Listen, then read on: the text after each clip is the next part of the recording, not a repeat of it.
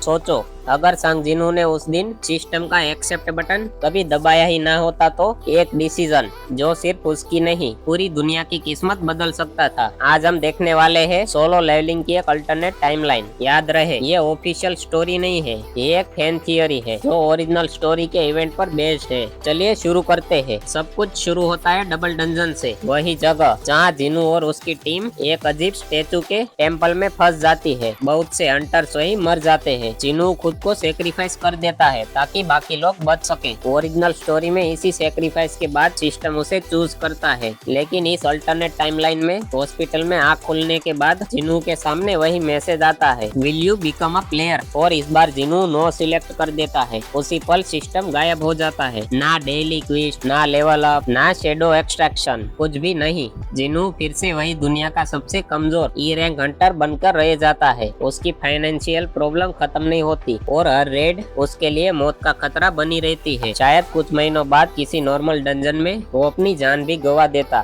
लेकिन असली प्रॉब्लम सिर्फ जिनू की नहीं थी, असली प्रॉब्लम थी दुनिया की। क्योंकि जिन दुश्मनों का सामना बाद में शेडो मोनार्क जिनू ने किया था, उन्हें रोकने वाला अब कोई नहीं। सबसे पहले आता जेजो आइलैंड। ओरिजिनल टाइमलाइन में बेरू को जिनू ने हरा दिया था, लेकिन इस टाइमलाइन में बेरू अपनी एंट आर्मी के साथ साउथ कोरिया के हंटर्स को एक एक करके खत्म कर देता है। जेजो आइलैंड कभी रिकवरी नहीं होता, हजारों लोग मर जाते हैं और दुनिया का बैलेंस टूटना शुरू हो जाता है। लेकिन ये सिर्फ शुरुआत थी। मोनार्क अर्थ पर अटैक करना शुरू कर देते हैं। अब नेशनल लेवल हंटर्स बहुत पावरफुल थे, लेकिन मोनार्क के सामने वो भी ज्यादा देर तक टिक नहीं पाते। एक एक करके बड़े देश गिरने लगते हैं, सिटीज बर्बाद हो जाती है और ह्यूमन सिविलाइजेशन कोलैप्स करने लगती है। सबसे बड़ा सवाल ये था कि अब एशबॉर्न क्या करता, क्योंकि एशबॉर्न को एक वेसल चाहिए था। ओरिजिनल स्टोरी में उसने जिनू को चुना क्योंकि जिनू के पास हिम्मत, सेक्रीफाइस और स्ट्रॉन्ग विल थी। अगर जिनू मना कर देता तो एशबॉर्न को कोई दूसरा इंसान ढूंढना पड़ता। लेकिन क्या कोई और जिनू जैसा होता? शायद नहीं। और अगर सूटेबल वेसल कभी मिला ही नहीं तो शेडो मोनार्च की असली पावर कभी किसी को ट्रांसफर नहीं होती। इसका मतलब अंतिम वॉर में रूलर्स की हार लगभग तय थी। मोनार्च पूरे अर्थ पर कब्जा कर लेते और इंसानी सिविलाइजेशन सिर्फ हिस्ट्री बनकर रह जाती। एक छोटा सा डिसीजन, एक नो बटन और पूरी दुनिया का फ्यूचर बदल जाता। इसीलिए सोलो लेवलिंग की स्टोरी सिर्फ पावर की कहानी नहीं है, ये एक ऐसे इंसान की कहानी है जिसने मौका मिलने पर डर के बजाय चैलेंज एक्सेप्ट किया। अगर जिन्होंने सिस्टम को रिजेक्ट कर दिया होता तो शायद आज हम शेडो मोनार्क नाम ही कभी ना सुनते। तुम्हारे हिसाब से क्या एशबॉर्न किसी और को चूज करता या फिर मोनार्क जीत जाते? अपनी थियोरी कमेंट में जरूर बताना। और अगर तुम और भी ऐसे सोलो लेवलिंग व्हाट इफ्स देखना चाहते हो तो चैनल को सब्सक्राइब करना मत भूलना। मिलते हैं अगले वीडियो में।